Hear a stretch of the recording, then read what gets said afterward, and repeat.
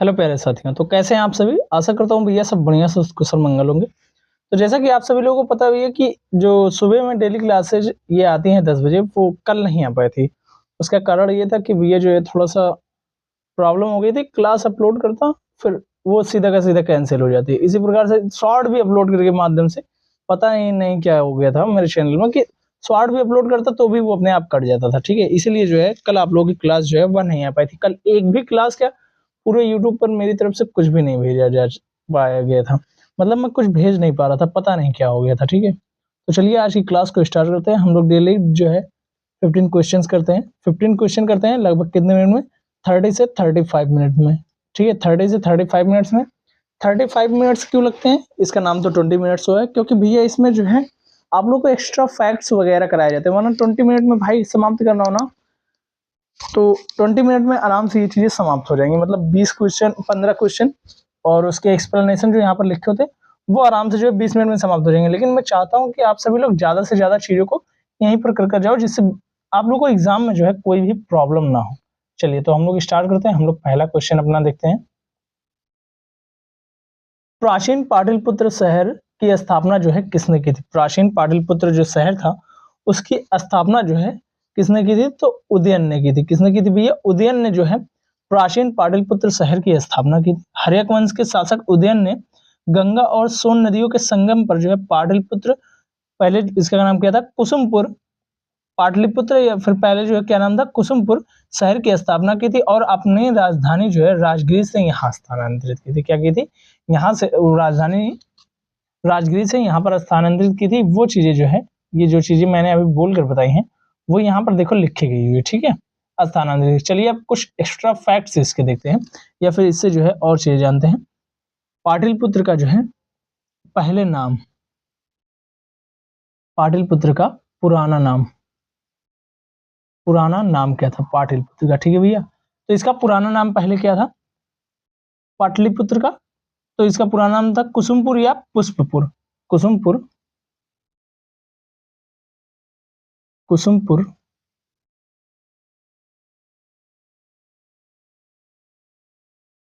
या जो है पुष्पपुर। पुष्पपुर जो है इसका पुराना नाम था, ठीक है भैया? इसका दो पुराना नाम था, कुसुमपुर या फिर जो है पुष्पपुर। इसका दो नाम था पाटलिपुत्र का, ठीक है? पुराना नाम, ठीक है? मेगास्थनीज ने जो है चंद्रगुप्त मौर्य के दरबार में आए यूनानी राजदूत मेगास्थनीज था इस शहर में रहा और अपनी पुस्तक इंडिका लिखी थी। राजदूत जो मेगास्थनीज था वो कहां पर था?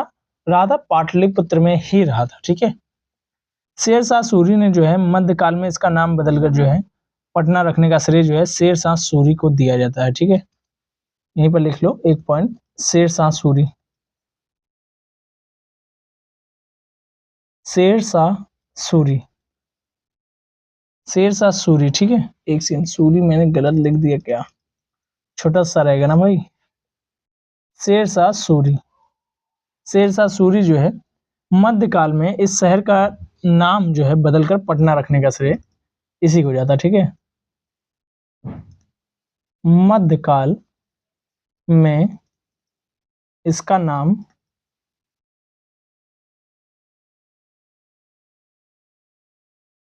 बदलकर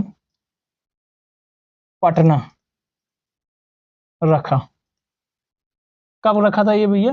तो 1541 में। कब? 1500 जो है 41 ईस्वी में जो है इसने क्या रखा था? इसका नाम जो है पटना रखा था, ठीक है? शेरशाह सूरी ने, ठीक है? और जो नीचे मैंने पहले व्याख्या जो आप लोगों को बताई थी वो देखो एक्सप्लेनेशन में लिखी गई है। हर्यक वंश के शासक उदयन ने जो है क्या किया था? सोन नदी के किनारे संगम पर जो है पाटलिपुत्र यानी कि कुसुमपुर शहर की स्थापना की और अपनी राजधानी राजगिरी से यहाँ पर क्या गई थी भैया? स्थानांतरित की थी, ठीक है? बिहार का प्रसिद्ध ककोलत जलप्रपात किस जिले में स्थित है? ये तो भैया मैं पहले बता चुका हूँ। ये कहाँ पर है? नवादा में। कहाँ पर है भैया? नवादा में है। यह 160 फीट की ऊंचाई से गिरता है। इसे जो है बिहार का जो है नियाग्रा भी कहा जाता है, ठीक है? सासाराम में लिख लो धुआं कुंड और मंझर कुंड। धुआं कुंड, धुआं कुंड, एक सेकंड, धुआं कुंड और क्या? और भैया जो है मंझर कुंड। मंझर, ये कहाँ पर है भैया? तो ये सासाराम रोहतास में स्थित है। कहाँ पर? सासाराम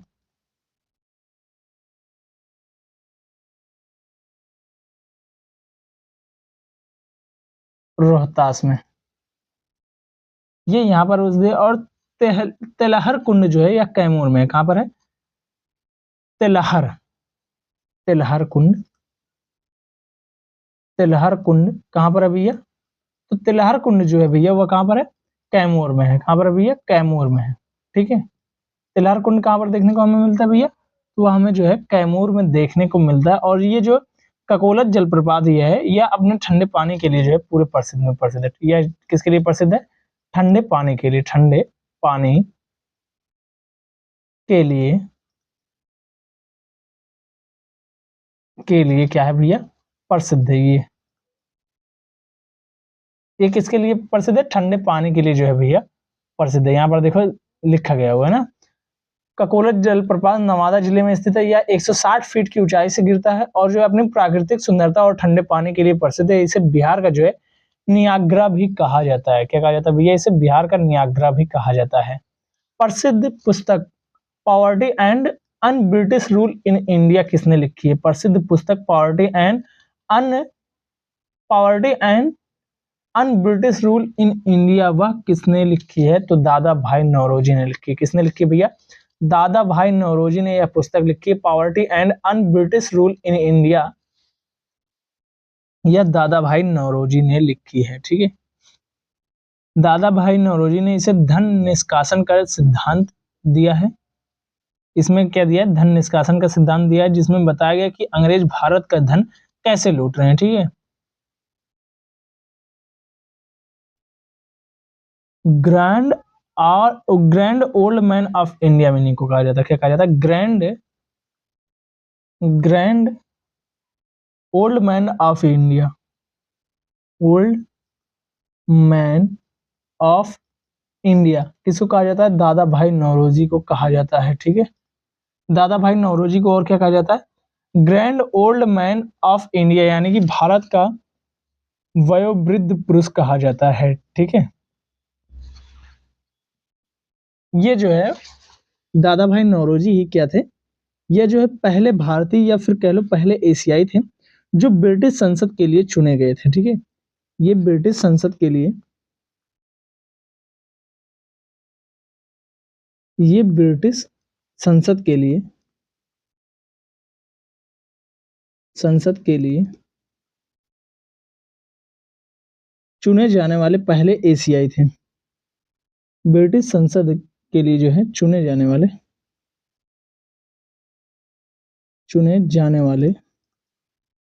वाले क्या थे? पहले एशियाई, पहले एशियाई। एशियाई हो गया तो भाई इतना समझ जाना कि जो है एशियाई मतलब पहले भारतीय भी यही रहे होंगे। ठीक है, एशियाई थे।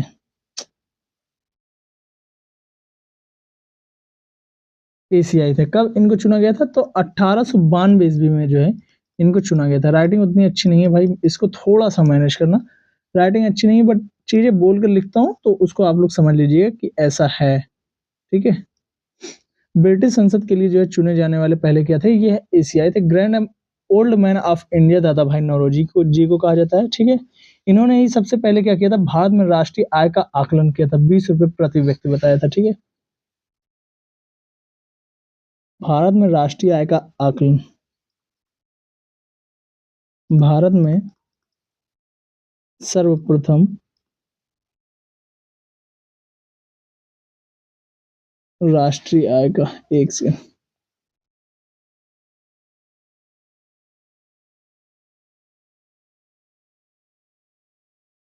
आय का आकलन किया था।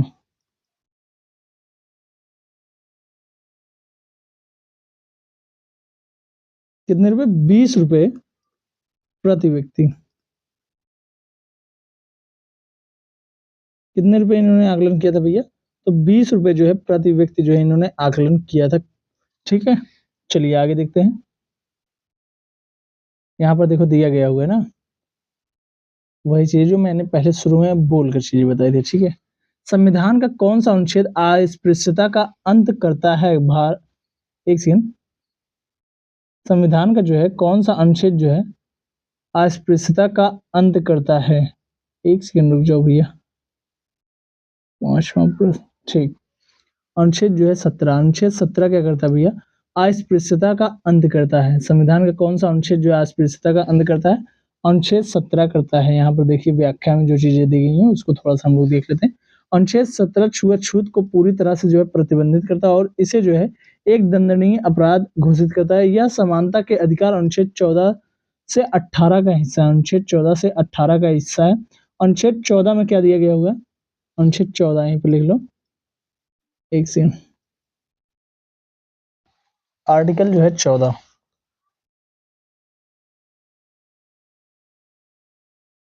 आर्टिकल 14 क्या है? आर्टिकल 14 में क्या है? कानून के समक्ष जो है समानता, कानून के समक्ष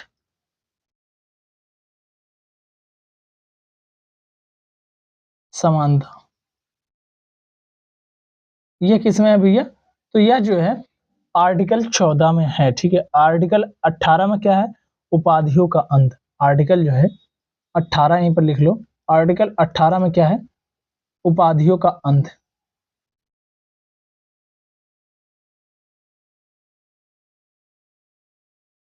जैसे पहले क्या होता था कि राजा महाराजा ऐसी जैसी उपाधियां नहीं लगा सकते, यही सब है, ठीक है। और सिवाय शिक्षा सेना के लिए जो है ये सब लगती हैं, ठीक है। अनुच्छेद 21 में क्या है? प्राण एवं दैहिक दैहिक स्वतंत्रता है, क्या है? जीने का अधिकार, यानी कि, ठीक है। आर्टिकल जो है 21 में क्या दिया गया हुआ है? आर्टिकल 21 में क्या है? प्राण और दैहिक स्वतंत्रता।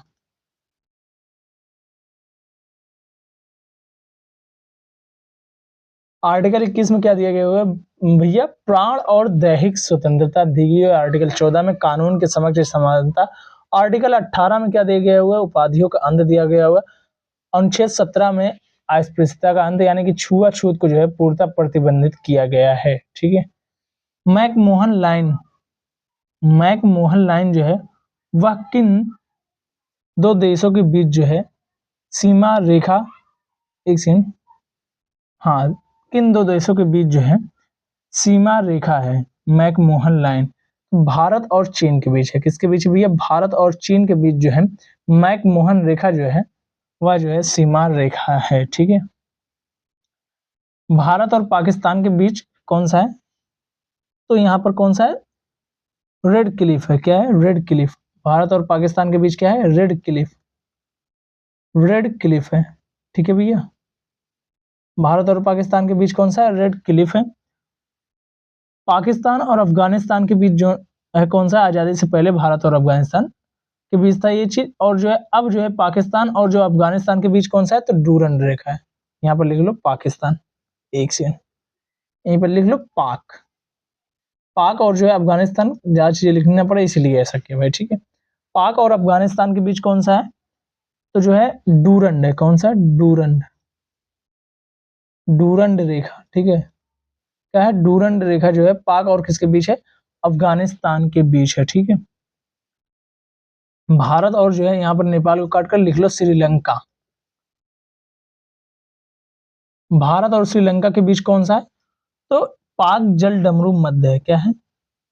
पाक जल डमरू मध्य जो है ये अलग करता है। पाक जल डमरू मध्य यह जो है अलग करता है,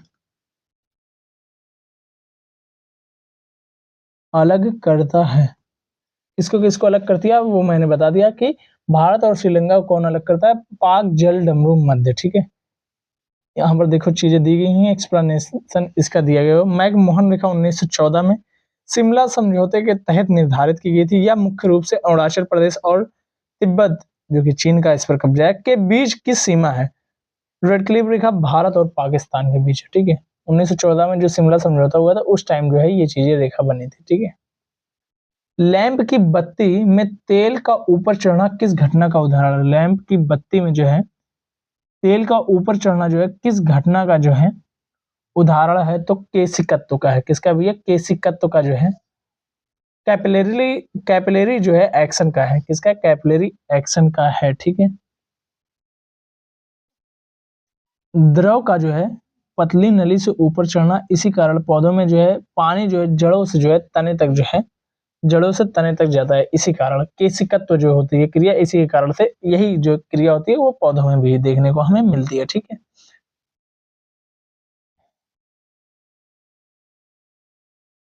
स्याही सूखने का कारण, स्याही यहीं पे लिख लो, स्याही सूखने का काम भी, सूखने का काम भी केशिकत्व के कारण होता है, ठीक है। बारिश की बूंदों का जो है गोल होना, वो किसके कारण होता है? पृष्ठ तनाव के कारण। बारिश की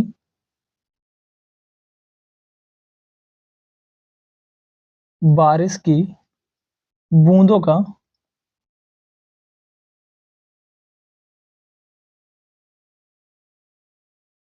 बूंदों का गोल होना, बारिश की बूंदों का गोल होना किसके कारण होता है? वह पृष्ठ तनाव के कारण होता है, ठीक है भैया। यहाँ पर देखिए दिया गया हुआ है,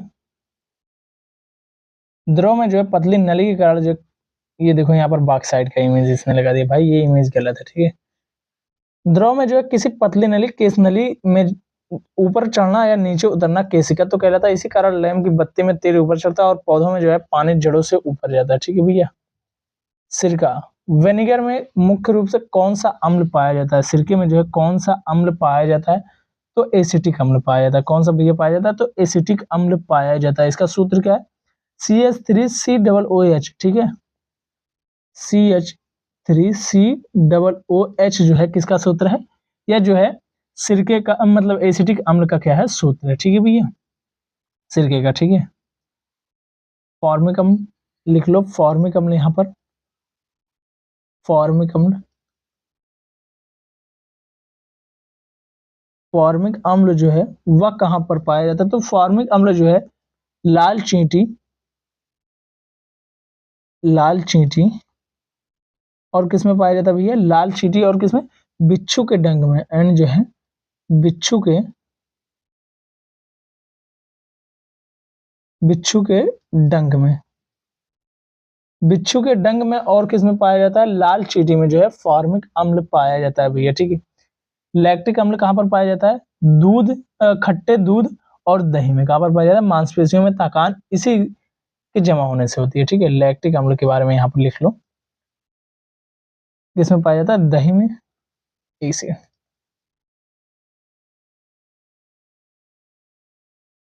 दही में, ठीक है।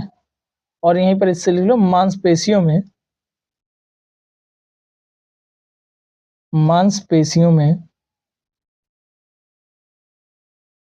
थकान इसी के जमने के कारण से होती है, ठीक है। थकान इसी के जमने के कारण होती है, ठीक है भैया। जब ये जम जाता है हमारी मांसपेशियों में लैक्टिक अम्ल, तो क्या होता है कि हमारी मांसपेशियों में जो है थकान होने लगती है, हमको ऐसा लगता है कि हम बहुत ज्यादा काम करते हैं, ठीक है। सिट्रिक अम्ल कहाँ का पाया जाता है? ये जो है नींबू और संतरे में पाया जाता है। किसमें? नींबू और जो है संतरे में, नींबू एंड जो है संतरे में। किसमें? नींबू और संतरे में जो क्या पाया जाता है भैया? सिट्रिक अम्ल पाया जाता है। टार्ट्रिक अम्ल किसमें पाया जाता है? इमली और अंगूर में। किसमें पाया जाता है भैया? इमली और किसमें? एंड जो है अंगूर में। किसमें किसमें? इमली और अंगूर में जो है या सिट्रिक अम्ल, सॉरी टार्ट्रिक अम्ल पाया जाता है। सिट्रिक अम्ल जो है नींबू और संतरे में पाया जाता है। एसिटिक अम्ल जो है सिरका में पाया जाता है। फार्मिक अम्ल जो है लाल चींटी और बिच्छू के डंक में। लैक्टिक अम्ल भैया कहाँ पर पाया जाता है? दही में पाया जाता है। मांसपेशियों में थकान इसी के जमने के कारण से होती है, ठीक है। आप लोगों को लगता होगा कि भाई ये तो एक भी मतलब एक भी थोड़ा सा भी मस्ती नहीं करवाता। भाई मस्ती करने के लिए क्लासेस नहीं होती, पढ़ो, मस्ती करना है, शॉर्ट देखो। कहोगे भैया आप तो शॉर्ट देखने के लिए कह रहे हो। शॉर्ट देखने के लिए मैं कह नहीं रहा हूँ भाई, आप देखते हो, मैं नहीं कहता कि ना देखो, करनी चाहिए चीजें, लेकिन लिमिट में करो, हर चीज लिमिट में। पढ़ाई लिमिट से बाहर करो और बाकी सारी की सारी चीजें लिमिट में करो, ठीक है। यहाँ पर देखो दिया गया हुआ है, ठीक है। सिरका जो है एसिटिक अम्ल का जो है 4 से 8 प्रतिशत जो जलीय घोल होता है, इसका उपयोग जो भोजन संरक्षण और स्वाद बढ़ाने में किया जाता है। कोशिका की आत्महत्या की थैली किसे कहा जाता है? कोशिका की जो आत्महत्या की शैली होती है उसको किसको कहा जाता है? तो लाइसोसोम को क्या कहा जाता है? कोशिका की आत्महत्या की थैली कहा जाता है। माइटोकॉन्ड्रिया क्या कहा जाता है? इसे जो है कोशिका का पावर हाउस कहा जाता है। क्या कहा जाता है? कोशिका का पावर हाउस। इसको क्या कहा जाता है? कोशिका का पावर हाउस। इसको क्या कहा जाता है? माइटोकॉन्ड्रिया को कोशिका का पावर हाउस कहा जाता है। ठीक है। राइबोसोम, इसे जो है प्रोटीन की फैक्ट्री कहा जाता है। क्या कहा जाता है? प्रोटीन की फैक्ट्री कहा जाता है। क्या कहा जाता है भैया? प्रोटीन की फैक्ट्री कहा जाता है। इसको क्या कहा जाता है? प्रोटीन की फैक्ट्री कहा जाता है। एक सेकंड, इसको क्या कहा जाता है भैया? प्रोटीन की जो है फैक्ट्री कहा जाता है। किसको? राइबोसोम को। माइटोकॉन्ड्रिया को कोशिका का पावर हाउस कहा जाता है। राइबोसोम प्रोटीन की फैक्ट्री। लाइसोसोम को क्या कहा जाता है? लाइसोसोम को आत्महत्या की थैली कहा जाता है। चलिए यहाँ पर देखते हैं इसका एक्सप्लेनेशन, इसमें क्या क्या चीजें दी गई हैं। लाइसोसोम में बहुत शक्तिशाली पाचक एंजाइम होते हैं। जब कोशिका क्षतिग्रस्त हो जाती है तो लाइसोसोम फट जाता है और एंजाइम अपनी ही कोशिका को पचा लेता है। क्या करता है? अपनी ही कोशिका को जो है पचा लेता है। योजना आयोग के स्थान पर नीति आयोग का जो है गठन कब किया गया? योजना आयोग के स्थान पर जो है भैया नीति आयोग का गठन जो है कब किया गया? तो 1 जनवरी 2015 को। 1 जनवरी 2015 को नीति आयोग योजना आयोग के स्थान पर जो है नीति आयोग का गठन किया गया। ठीक है। पीएम मोदी ने योजना आयोग को खत्म कर दिया, नीति आयोग बनाया। ठीक है। नीति का फुल फॉर्म क्या होता है? National institute for transforming India. नीति का फुल फॉर्म यहाँ पर लिखो एक से।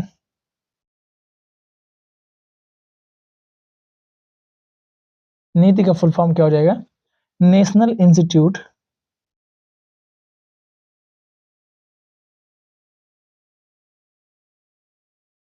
इंस्टीट्यूट सॉरी नेशनल इंस्टीट्यूशन, एक मिनट भाई मैंने गलत बोल दिया। नेशनल इंस्टीट्यूशन होता है, नेशनल इंस्टीट्यूट नहीं होता है। नेशनल इंस्टीट्यूशन फॉर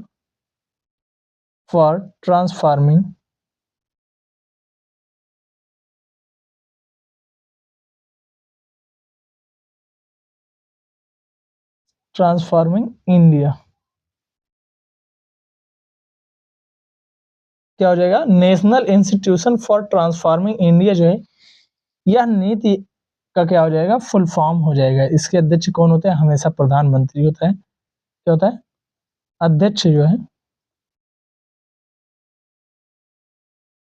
अध्यक्ष कौन होता है? हमेशा प्रधानमंत्री।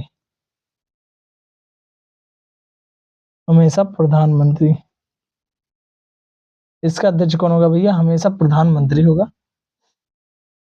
इसे क्या कहा जाता है? नीति आयोग को थिंक टैंक कहा जाता है। क्या कहा जाता है? थिंक टैंक इसे कहा जाता है। इसे थिंक टैंक भी कहा जाता है। क्या कहा जाता है? थिंक टैंक कहा जाता है। इसको क्या कहा जाता है? थिंक टैंक कहा जाता है। ठीक है। की व्याख्या यहाँ पर दी गई हुई है। ठीक है।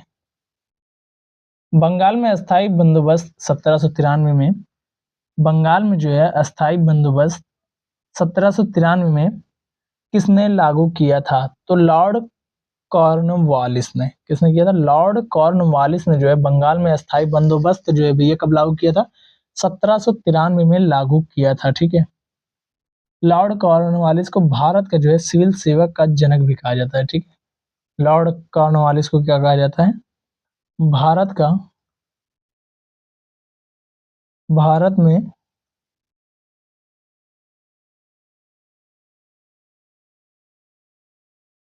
सिविल सेवा का जनक।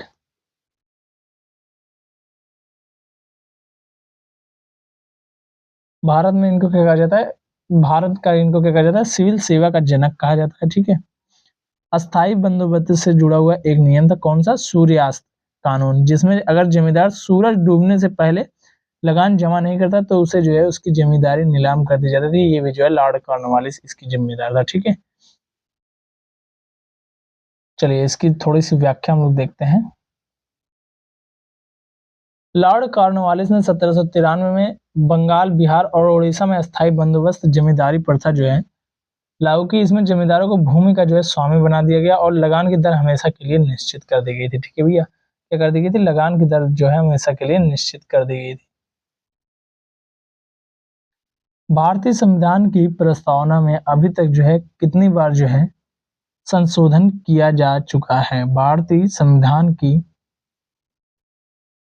एक मिनट, भारतीय संविधान की प्रस्तावना में के बारे में पूछा ना, एक सेकंड रुक जाओ थोड़ा सा।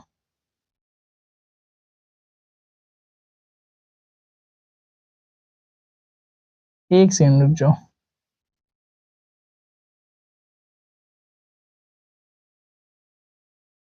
भाई एक सेकंड, शायद जो है एक बार किया गया है, एक बार किया गया 1976 में। हाँ, श्योर नहीं था इसके बारे में। एक बार किया गया हुआ 1976 में। प्रस्तावना में केवल जो है 42वें संविधान संशोधन 1976 द्वारा जो है संविधान के संशोधन किया गया था। इसके द्वारा जो है 3 शब्द जोड़े गए थे, समाजवादी, पंथ निरपेक्ष और जो है अखंडता। भाई श्योर था, लेकिन तो एकदम श्योर नहीं था, क्योंकि भाई थोड़ा सा कंफ्यूजन था इसको लेकर। प्रस्तावना था, प्रस्तावना को मैंने कुछ और, पहले माइंड में मेरे कुछ और चल रहा था, लेकिन जो है फिर बाद में जो है कंफ्यूजन दूर हुआ। ठीक है, चलिए आगे देखते हैं।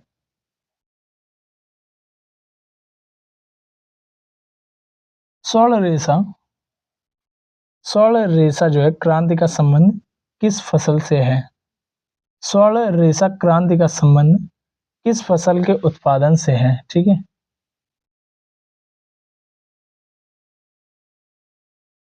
ठीक है, स्वर्ण रेखा क्रांति का संबंध किस फसल के उत्पादन से है भैया? तो वह किससे है? जूट, जूट के उत्पादन से क्या है? स्वर्ण रेखा जो है क्रांति का संबंध किस फसल के उत्पादन से है? तो जूट से। ठीक है, जूट को जो है गोल्डन फाइबर भी कहा जाता है। पश्चिम बंगाल और बिहार इसका क्या है? प्रमुख उत्पादन केंद्र है। ठीक है, यहाँ पर कुछ चीजें व्याख्या की गई है। जूट को जो है गोल्डन फाइबर कहा जाता है। जूट के उत्पादन को बढ़ावा देने के लिए स्वर्ण रेशा क्रांति चलाई गई थी। भारत जो है विशेषकर पश्चिम बंगाल और बिहार जूट का क्या है? प्रमुख उत्पादक है। ठीक है, मानव शरीर में गुर्दे की पथरी रासायनिक रूप से क्या होती है? इवेंट क्या होती है? ठीक है, मानव शरीर में गुर्दे की पथरी जो है रासायनिक रूप से क्या होती है? तो कैल्शियम जो है ऑक्सलेट, क्या होती है भैया? कैल्शियम ऑक्सलेट होती है। ठीक है, इसका सूत्र क्या होता है? CaC2O4 होता है। ठीक है, नीचे दी गई हुई चीजें, इन प्रश्नों की थोड़ी सी व्याख्या नहीं करवा रहा हूँ। किडनी स्टोन मुख्य रूप से जो है कैल्शियम ऑक्सलेट CaC2O4 क्रिस्टल होते हैं।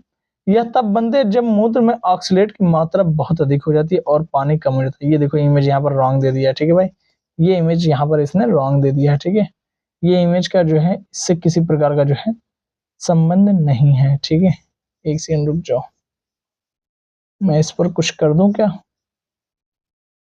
इससे संबंध इनका नहीं है इस इमेज का। ठीक है, तो ये बाय मिस्टेक इमेज लग गई है। ठीक है, चलिए आगे देखते हैं। सूर्य में ऊर्जा का निर्माण किस प्रक्रिया द्वारा होता है? तो नाभिकीय संलयन के द्वारा। नाभिकीय विखंडन नहीं, नाभिकीय जो है संलयन के द्वारा होता है। नाभिकीय संलयन लगाएंगे, ना कि आपको लोग नाभिकीय विखंडन लगाएंगे। नाभिकीय संलयन के कारण क्या होता है? सूर्य में ऊर्जा का निर्माण होता है। सूर्य में ऊर्जा का निर्माण किस प्रकार से होता है? नाभिकीय संलयन के द्वारा होता है।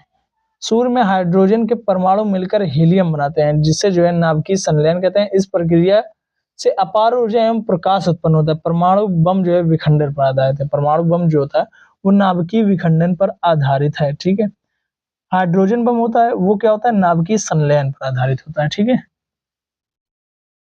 सूर्य में मुख्य रूप से हाइड्रोजन कितने प्रतिशत है? 71%, और हीलियम कितना है? 26.5%। ठीक है, ध्वनि तरंगे किस माध्यम में यात्रा नहीं कर सकती हैं? ध्वनि तरंगे जो है भैया वह किस मात्रा में किस जगह पर जो है यात्रा नहीं कर सकती हैं? तो निर्वात में जो है ये क्या नहीं कर सकती हैं? यात्रा नहीं कर सकती हैं। ध्वनि तरंगे जो है किस माध्यम में यात्रा नहीं कर सकती हैं? तो यह निर्वात में नहीं कर सकती हैं। ठीक है, चलिए इसकी व्याख्या देखते हैं हम लोग। यहाँ पर भी देखो उल्टा दे दिया भाई, स्वामी सहजानंद सरस्वती अलग दे दिया यहाँ पर इमेज, ये भी रॉन्ग है। ठीक है, ध्वनि को चलने के लिए माध्यम ठोस द्रव गैस की आवश्यकता होती है। यह निर्वात में नहीं चल सकती, इसलिए चंद्रमा पर अंतरिक्ष यात्री एक दूसरे की बात नहीं सुन सकते हैं। मतलब जब हम लोग चंद्रमा पर जाते हैं, अंतरिक्ष यात्री जो होते हैं वो क्या करते हैं कि जब वो बोलते हैं, चंद्रमा पर तो निर्वात है, तो इसीलिए जो है वो सुन नहीं पाते हैं, ठीक है। सर्वाधिक चाल ध्वनि की कहाँ पर होती है? ठोस में होती है, जैसे स्टील में। वायु में जो चाल सामान्य तापमान पर हवा में ध्वनि की चाल कितनी होती है? 332 मीटर प्रति सेकंड होती है। ध्वनि का अनुदैर्ध्य, ध्वनि क्या है? अनुदैर्ध्य तरंगे होती है, ठीक है। चलिए, आज के लिए बस इतना ही भैया। और जो अभी तक जो हमने टोटल 15 सेट कर लिए हैं, जिसमें हम लोग 225 जो अभी तक क्या महत्वपूर्ण प्रश्न जो है अभ्यास कर चुके हैं। मतलब प्रश्न तो 225 हैं, लेकिन फैक्ट भैया जो है बहुत ज्यादा हमने कर लिया है। मतलब अगर आप बैठने जोड़ जाओगे तो 1000 प्लस क्वेश्चन समझ लो हम लोगों ने समेट दिया। 1000 से ज्यादा, लगभग 1500 के आसपास क्वेश्चंस हमने समेट दिए, क्योंकि एक्सप्लेनेशन और ये सारी की सारी चीजें मिलाकर 1500 से ज्यादा हो जाती हैं, ठीक है। तो आज के लिए बस इतना है। Thank you so much. मिलते हैं नेक्स्ट क्लास में, तब तक के लिए bye bye, tata, see you. और अगर क्लास अच्छी लगी हो, चैनल को सब्सक्राइब करना दोस्तों, और अपने दोस्तों तक जो है वीडियो को शेयर जरूर से करना, ठीक है।